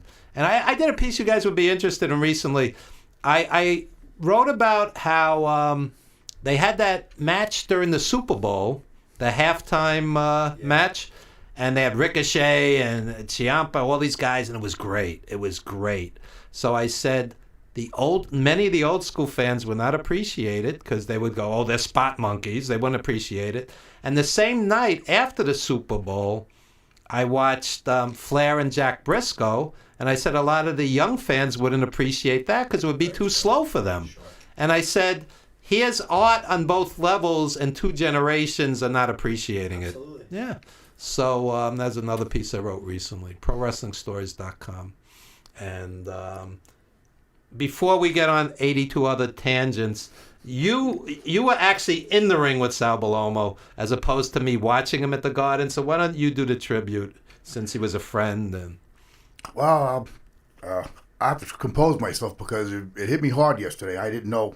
And probably had I known that before I went out to work last night, the main event, it would have fogged my vision. But the early days of ECW, when it was Eastern Championship Wrestling, I was Sir Richard Michaels, 1/3 of the Suicide Blondes, who were tag team champs. We had I had a long, ongoing feud with Sal Balomo. Sensational Sherry, who was also not with us anymore, was his manager. how great was she? I met her at SummerSlam 90, and first thing she said to me was, "Hi, I'm Sherry. Would you like a Tic Tac?" Never forget that. Yeah. And maybe I had bad breath. I don't know. Maybe that's why she said it, but, But Hi, I'm all in all, Evan. Would you like a Tic Tac? Yeah, there you go. Anyway. So, fast forward, ECW, here she is, the manager, and Suicide Blondes. We started, Eddie Gilbert, another one dearly departed, wanted me to start an angle with Sal. So he was going out, do his promo. We came charging out. We give him a little chalk block, knocked him down, got his leg out. I pulled the belt out from into my tights, and I started whipping him on the rope. on the mat. At that point, Sherry was going to come to defend her guy, and my manager at the time, Hunter Q. Robbins, got on all fours, and I gave her the old school, the school thing that shove her down. I was the first guy in ECW to bump a woman. So that created big heat there, and it was like, whoa, we knocked down Sherry, and it set up for an ongoing feud that we had going on for months and months. Sal was the kind of guy like Nikolai Volkov. No one ever had a bad thing to say about him. Sal was the kind of guy you would come in the locker room, larger than life, personality. The guy, his heart was as big as he was. If you needed help, he would encourage you. He didn't talk down to you. He would pull you aside and, listen, try this, try that. All around great guy, and he will really, really sorely be missed because he had just had a hospital battle. Had health issues. And, we all thought he was on the road to recovery, and next thing you know, the carpet got yanked out from under our feet. Just the family of Sal Balomo, my deepest, heartfelt condolences. We truly lost a guy that was not a major superstar. He as got far a good as push in WWF. What I'm saying, but as far as what happened afterwards, it was like they gave him a push. He was on Piper's Pit. I mean, they did stuff with him, but they had him winning for a long time. Back in the '80s, I used to see him at the Garden every month. Yeah. And then in his later days, he, like I said, ECW. I don't know if you know that there was a time that Rocking Rebel, another guy that's gone, but who cares? Look, a guy killed his family. I can give a damn less. Yeah. He was doing an angle with Sal, and we were supposed to hit him with a chair, and he came down and he busted his face. I mean, it was bad. It hurt him really bad, and it wasn't intentional. Well, maybe it was. I don't know. But I mean, Sal got hurt real bad for a while. We actually had to have this protective mask on his face. The world truly lost a gentle giant, a man who probably deserved more recognition than he ever got, and somebody that was always a brother, a mentor, and a friend. And Sal, we will miss you. We will truly miss you. There you go. And what I find all the time is I remember Sal Bellomo as like an upcoming star. Before you blink, guy's retired, sick old man, gone. In like a blink. That's the way your life goes. This is why you have to really grab your opportunities, and it's because you never know how long the road is. Absolutely. He was only 67. That's young by today's standards. Nikolai was 71. Nikolai was a health nut. Nikolai was my buddy. I mean, he wouldn't even need a Twinkie. He would carry, packages of grains and fruits. This guy would not put one unhealthy thing in his mouth. That's how you gotta be. Yeah. And especially wrestlers on the road. We were talking about this actually. So you didn't enjoy our donuts in the green room? No, I hope you noticed. I took a double chocolate donut just so you know. I was like, no one here is touching these donuts. I am going to take a double chocolate donut. There you go. But it's like guys on the road, and I'm sure you know it as well. It's like to be able to eat well. When you're going town to town every night. You get out 12, 1 in the morning. You hope there's a McDonald's or a Taco Bell somewhere. To have the discipline. To have nuts and fruits and your pre-planned meals. I mean, like that's a professional Since we're on this subject, let me throw this out to you guys because you guys are in tremendous shape. What do you think of McMahon's? 6-pack of abs. You have to look perfect because I grew up on Dick Murdoch and Dusty Rhodes and Ray Stevens and Pat Patterson with the beer bellies, and it wasn't an issue back then. They were barely men. I mean, it was not an issue, and these guys were some of the greatest workers of all time. Yeah, but they were also legitimate tough guys. That's my point. The difference is that you have to be legitimate. Holly Race didn't have a 6-pack. He had a gut, and the guy was a big unbelievable. Guy. He looked legitimate. Unbelievable, yeah. But see, that's the beauty of today's day, that a lot of people that don't even have those type of physiques, like Kevin Owens, for instance. He's a heavyset guy, but the guy could go. Oh, he's great. Like, he can go. Willie Mack. Yeah, Willie Mack is another one, and I mean, having that 6-pack, I don't think should be something that should be a main focus. It's what this guy can bring, the toughness, the charisma. Can you build on this guy, even if he doesn't have a 6-pack? The fact that he could perform and get the people's attention. But I see guys who look great who have no charisma. Well, that's the other flip of the coin too. Yeah, that's what I'm saying. Like the whole have the washboard abs and all that shouldn't be a major factor 100% of the time.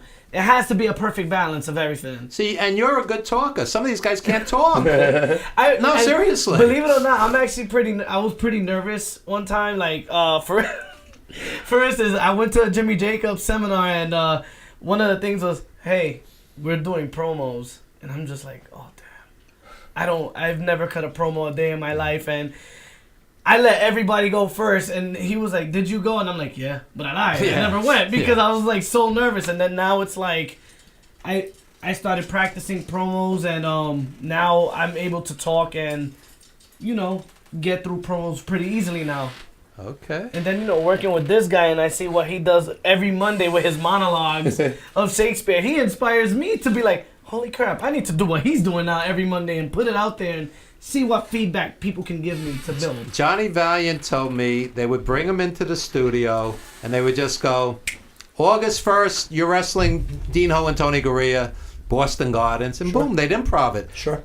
Hour after hour after, it's total improv.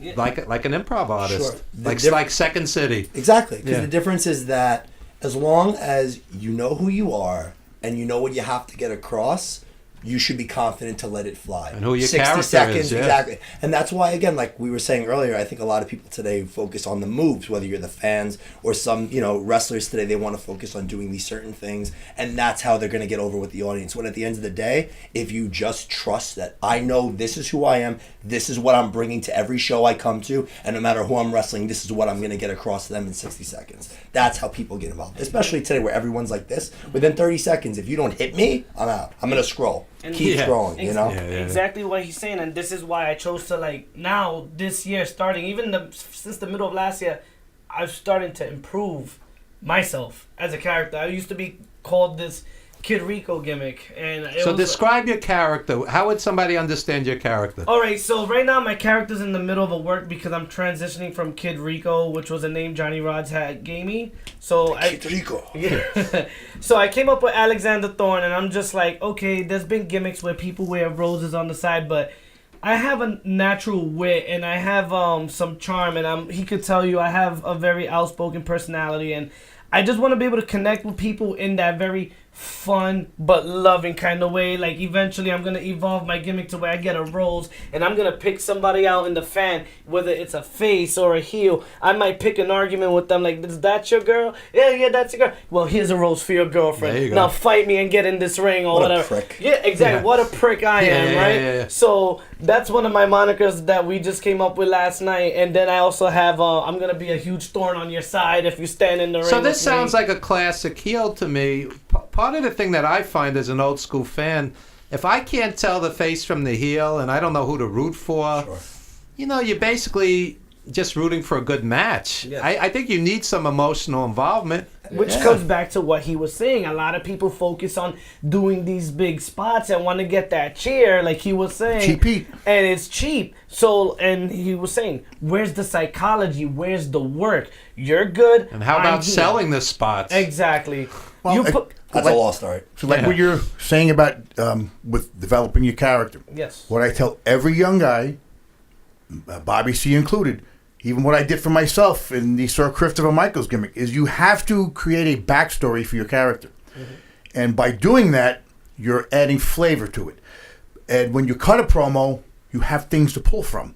You could say, well, when I was a kid, I was going to the school at here and this and that. Plus, the guys who do color commentary who know what your backstory is, it gives them stuff to say during those dull moments in the match where like you get that little lull time in between, or maybe there's a rest hold and things going on.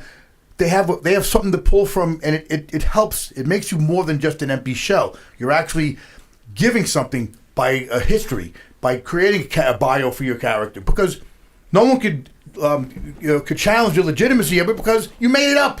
So it's what you give to them, and like in any character, any playwright or movie Exactly. writer, And this is why where the theater is actually legitimate and real, because again, if you go see something with theater and you see it live, the performer knows everything about what's going on, where it's going, and they can live that and they can experience it, and it's real, and you feel that in an audience. So what we do as wrestlers, we know who we are and we know what we bring to the table, so we bring that energy and that background and that psychology everywhere we go, every time we get in the ring. So that's where a lot of these guys focus on the moves, and if you just understand the psychology of your character, where you're coming from and why you're here, and what this person in all the way in the back needs to understand about you, that's what's going to get you over with the audience. That's what's going to have people care about your story, and that's what's going to have people remembering who you are when they leave. They're not going to remember the moves. They're going to remember the emotion you made them feel in that moment that you're delivering. You'll appreciate this. My friend Jeff Archer wrote a book on wrestling called Theater in the Squared Circle. I think I know of that. Yeah, great book. Sure. And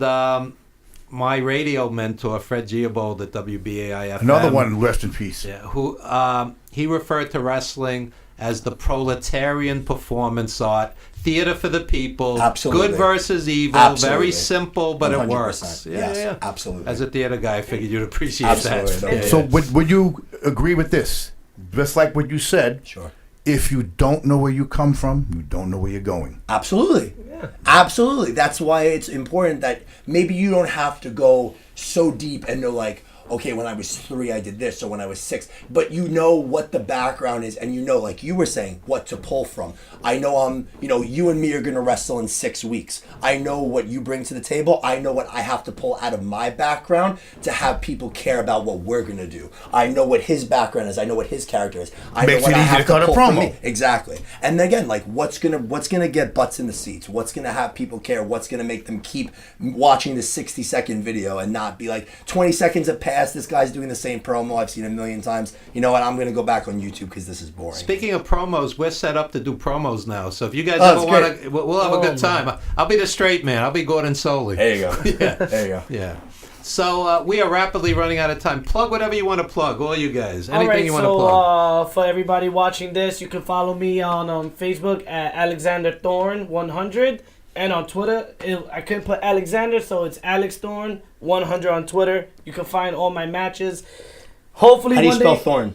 with an E at the end. THORNE, not just an N. So you'll get all my upcoming shows, which is with ECPW, February 23rd. I have a show coming up in Brooklyn. I saw Gino yesterday. Yep, and Gino's in our movie 350 Days. Yeah. Oh, really? We're coming out very soon, starring superstar Billy Graham, Bret Hart, Greg Valentine, Tito Santana, all the legends. And I'm the associate producer.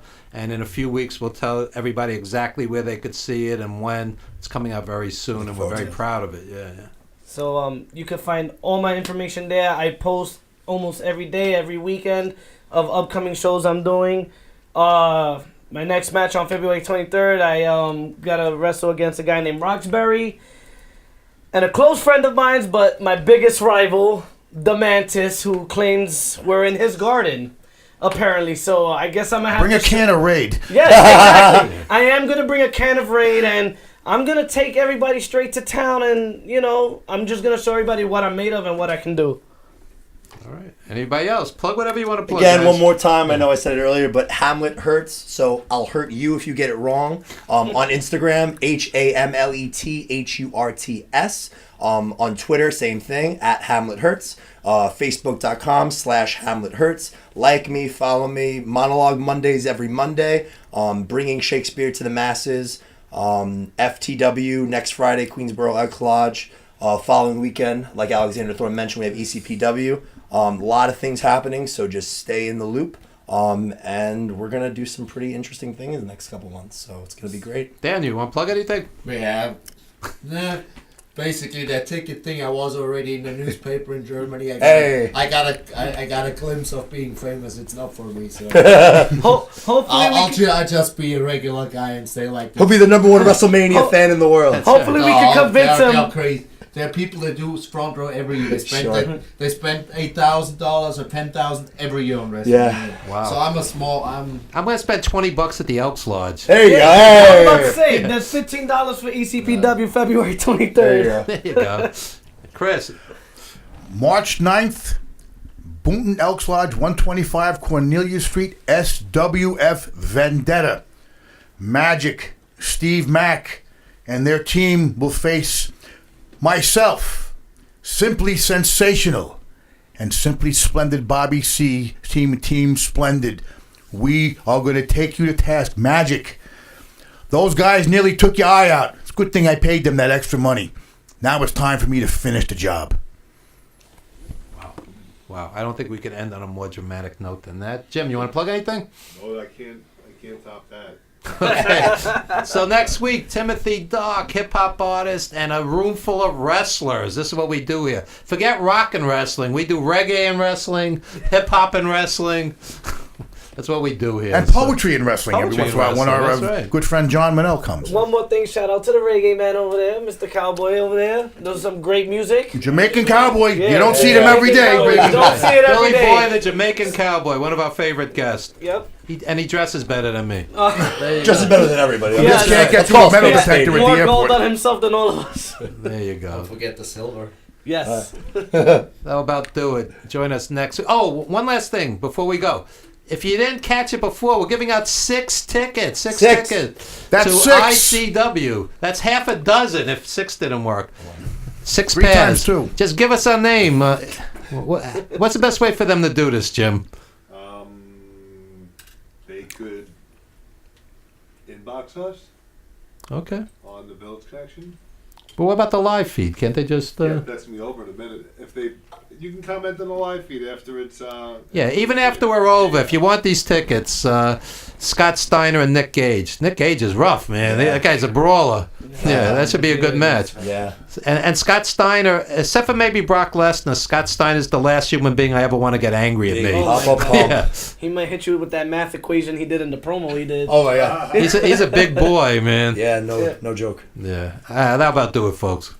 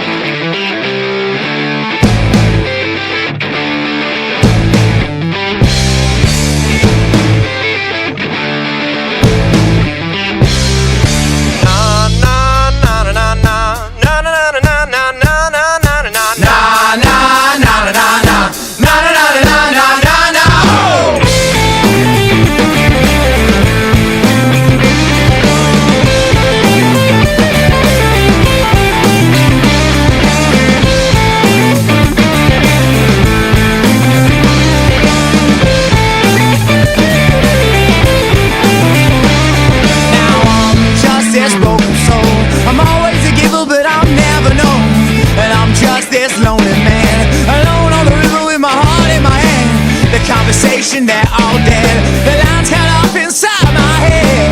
I left here like a broken man with no idea of where I stand. Oh, my mind clears. Lord, I shed all of my tears. Oh, now baby, I was just waiting here while you moved on.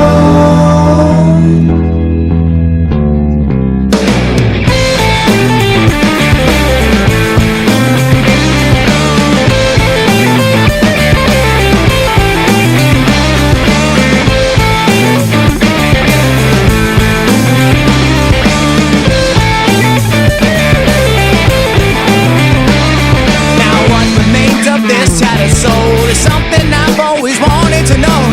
There's whole sense of security, this newfound freedom you kept from me.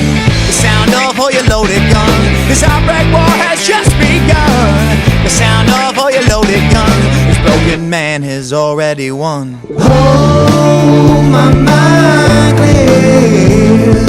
Lord, I shed all of my tears.